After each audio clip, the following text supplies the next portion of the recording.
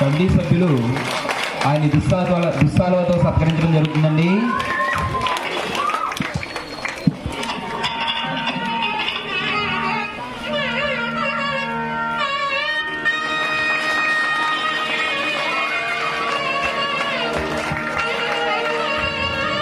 ఆయన మరి పుష్పం, ఫలం, పత్రం, తోయంతో సాంప్రదాయ లాంఛనాలతో కమిటీ సభ్యులు సత్కరించడం జరుగుతుందండి.